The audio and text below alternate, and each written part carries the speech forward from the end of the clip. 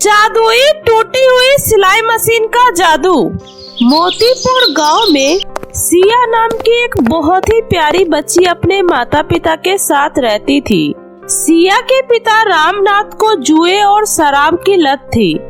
हर वक्त जुआ खेलना और शराब पीकर अपने दोस्तों के साथ आवारागर्दी करना, बस यही उसका काम था। सिया की माँ शारदा के पास एक पुरानी सिलाई मशीन थी, जिस पर वो गांव की औरतों के कुछ कपड़े सिलकर अपने परिवार का गुजारा करती थी। अरे ओ शारदा, तुमने मेरा सूट सिल दिया ना? जी, मैंने बिल्कुल आपके नाप का सूट सिला है। ठीक है, ये लो 30 रुपए सिलाई के। आरती दीदी, वो मैं ये कह रही थी कि अब धागे की रील भी 10 से बढ़कर 20 की मिलने लगी है। सूट के 80 रुपए दे देते तो ठीक रहता। देख सरदा, गांव में और भी दर्जी है जो तेरे से भी अच्छी सिलाई करते हैं। अगर 80 में ही सिलवाना होता तो मैं उनसे ही न सिलवा लेती। वो तो तेरे पर तरस खाकर तेरे पास आ जाती हूँ कि चल तेरे कुछ थोड़े बहुत पैसे बन जाएंगे, इसलिए मैं अपने कपड़े सिलने को तुझे ही देती हूँ। पर मैं 30 रुपए से एक भी रुपया तुझे फालतू नहीं दूंगी। हाँ, सरदा की मजबूरी थी कि उसे कम पैसों में ही सिलाई करनी पड़ती थी। गांव की औरतें उसे 30 या 40 रुपए से ऊपर नहीं देती थी, पर सरला सिलाई से जो भी कमाती वो उसका पति छीनकर जुए और शराब के लिए ले जाता था। ऐसे ही एक दिन सरदा अपने पति रामनाथ से कहती है, सुनो जी, यह पैसे मैंने सिया की स्कूल के किताबों के लिए जोड़े हैं। उसकी 5वीं की कक्षा की सारी किताबें बाजार से खरीदनी है। अरे, उस लड़की को पढ़ा लिखा कर क्या करेगी? चल ये पैसे मुझे दे। इतना बोलकर रामनाथ उससे पैसे छीनकर वहाँ से चला जाता है। यह देखकर सिया कहती है, माँ, अब मेरी स्कूल की किताबें कैसे आएगी? बापू तो सारे पैसे लेकर चले गए। माँ, अगर मैं स्कूल किताब लेकर नहीं गई तो टीचर मुझे बहुत डांटेगी। माँ। सिया बेटा, एक काम कर, तू कल स्कूल चली जाना, फिर मैं परसों तक कुछ पैसे जोड़कर तेरे लिए किताब जरूर खरीद लाऊंगी बेटा। अगले दिन सिया स्कूल जाने के लिए घर से निकलती है, पर वो बहुत डर रही थी कि कहीं उसकी टीचर किताब न लाने पर उसको सजा न दे दे। इसलिए सिया स्कूल न जाकर वहीं पास में एक नदी के किनारे बैठ जाती है और रोने लगती है। हमारे पास पैसे क्यों नहीं है? हम क्यों इतने गरीब हैं? भगवान जी, आप तो सबकी मदद करते हो ना, मेरी भी मदद करो ना। मुझे स्कूल जाना है, पढ़ना है, मुझे खूब पैसे कमाने हैं, पर अगर हम गरीब ही रहे तो मैं पढ़ाई कैसे करूँगी? कैसे अपनी माँ के सपने पूरी करूँगी? सिया अभी रो ही रही थी कि अचानक से नदी के किनारे पर बने एक पेड़ से उसे चिड़िया की चूचू की आवाज सुनाई देती है। वह पेड़ पर देखती है तो एक चिड़िया पिंजरे में बंद होती है। अरे, इस चिड़िया को पिंजरे में किसने बंद किया? मैं एक काम करती हूँ, मैं इस पिंजरे को घर ले जाती हूँ। तुम्हें भूख लगी है ना प्यारी चिड़िया? चलो, मैं तुम्हें घर जाकर दाना पानी दूंगी। फिर सिया उस चिड़िया को घर ले आती है। सिया बेटी, क्या हुआ? आज तुम इतनी जल्दी घर आ गई? क्या आज तुम स्कूल नहीं गई? और ये पिंजरे में चिड़िया कैसी है? यह तुम्हें कहाँ मिला? माँ, मैं स्कूल जाने से डर रही थी। मुझे लगा अगर मैं किताब लेकर स्कूल नहीं गई तो टीचर मुझे सजा देगी, इसलिए मैं नदी के किनारे बैठ गई थी। तभी वहाँ एक पेड़ की डाली पर मुझे यह पिंजरा मिला। देखो ना माँ, ये चिड़िया कितनी भूखी है और प्यासी भी है। मैं इसे अभी दाना और पानी दे देती हूँ। इतना कहकर सिया उस चिड़िया को दाना पानी खिलाती है। न जाने इसे पिंजरे में किसने बंद कर दिया। माँ, ये चिड़िया कितनी प्यारी है ना? देखो, दाना पानी मिलने के बाद कितनी खुश है। माँ, हम इसका नाम मिष्टी रखेंगे। और माँ, आप मेरी किताब कब लाओगे? मुझे बिना किताब के स्कूल नहीं जाना।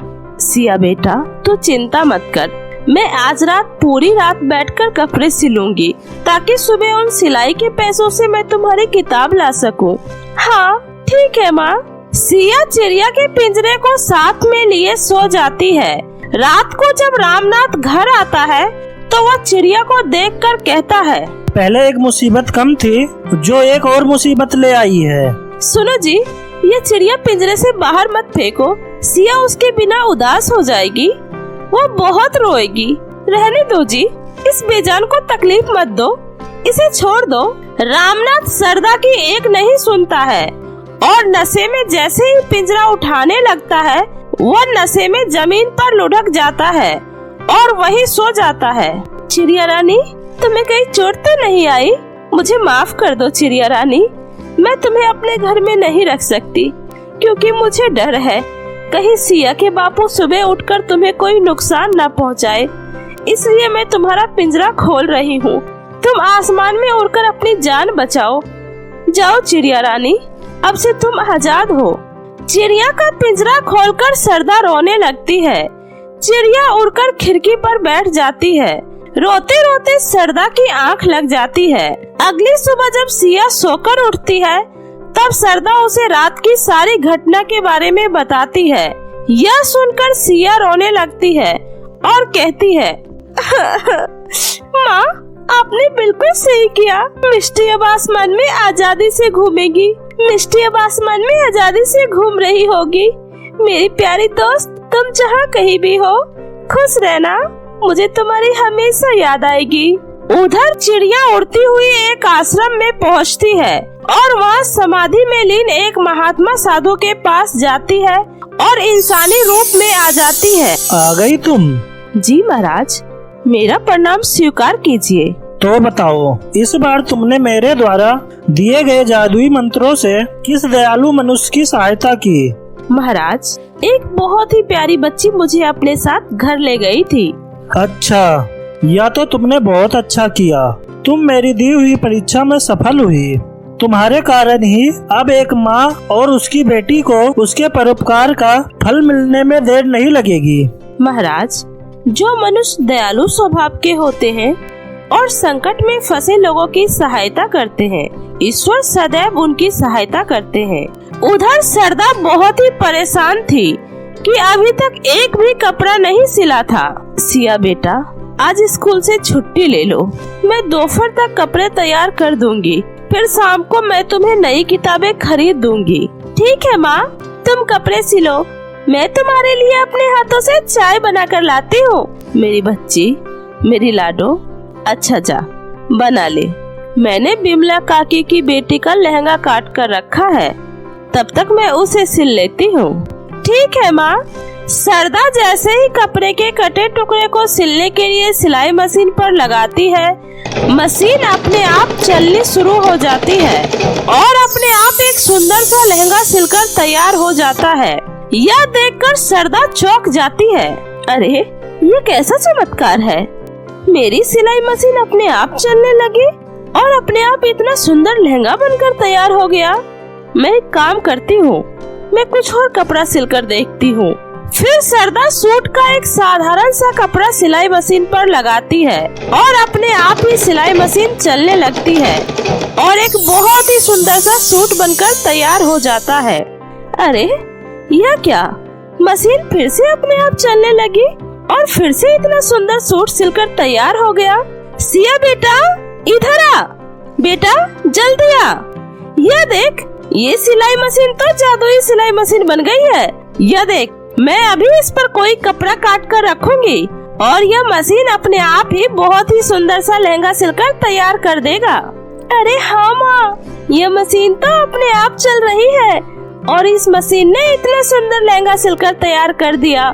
सिया बेटा, मुझे ऐसा क्यों लग रहा है कि जिस चिड़िया को तुम घर पर लाई थी वह कोई मामूली चिड़िया नहीं बल्कि एक दिव्य शक्ति थी जो हम गरीबों की मदद के लिए हमारे घर आई थी। भगवान, आपका लाख लाख शुक्र है, आपने मेरी सारी परेशानी दूर कर दी। माँ, तो क्या आप मुझे नई किताब खरीद कर दे दोगी? हाँ मेरी बच्ची, अब तो मैं तेरे लिए नई किताब, नए कपड़े, नए खिलौने, नए जूते, सब कुछ नया खरीद कर दूंगी। अब मेरी बच्ची को किसी चीज की कोई कमी नहीं होगी। मेरी बच्ची अब सुंदर गुड़िया रानी बनेगी। अब सरदा को मशीन पर घंटों नहीं बैठना पड़ता था। वह कपड़े काटकर सिलाई मशीन पर रखती और मिनटों में ही सुंदर सुंदर लहंगे सिलकर तैयार हो जाते। धीरे धीरे सरदा की सिलाई मशीन की खबरें आसपास के गांव में भी प्रसिद्ध हो गई और अब उसके जीवन की सारी परेशानियां भी दूर हो गई। यह सब देखकर रामनाथ भी अब सुधरने लगा और वो अपने बुरे संगतों का साथ छोड़ दिया। सरदा, हो सके तो मुझे माफ कर दो सरदा। मैं हमेशा तुम दोनों को कष्ट दिया, पर मैं अब अपने परिवार के साथ अच्छा जीवन जीना चाहता हूँ। भगवान का लाख लाख शुक्र है, आज भगवान ने मुझे मेरी जिंदगी की सारी खुशियाँ दे दी।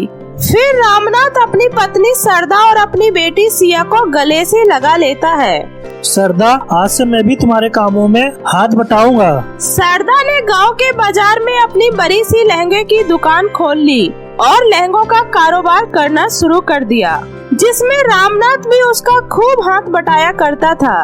धीरे धीरे वे लोग आसमान छूने लगे, घर बंगला गाड़ी सब कुछ खरीद लिया और बेसहारा और जरूरतमंद लोगों की खूब मदद करने लगे।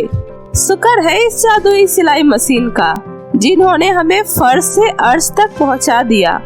हाँ माँ, और मैं आप दोनों को एक साथ ऐसे देखकर बहुत ही खुश हूँ। इस तरह सरदा का परिवार हंसी खुशी अपना जीवन व्यतीत करने लगा। तो मेरे प्यारे दोस्तों, कैसी लगी आपको मेरी ये कहानी? मुझे कमेंट करके जरूर बताएं। कहानी अच्छी लगी हो तो इसे अपने दोस्तों के साथ भी शेयर करें। और हाँ दोस्तों, अगर आपने अब तक मेरे चैनल जादुई टीवी को सब्सक्राइब नहीं किया है तो जल्दी से नीचे लाल बटन दबाकर अभी सब्सक्राइब कर ले। तो मिलती हूँ ऐसे ही फिर किसी नई मजेदार जादुई कहानी के साथ। तब तक अपना ध्यान रखें। बाय बाय दोस्तों।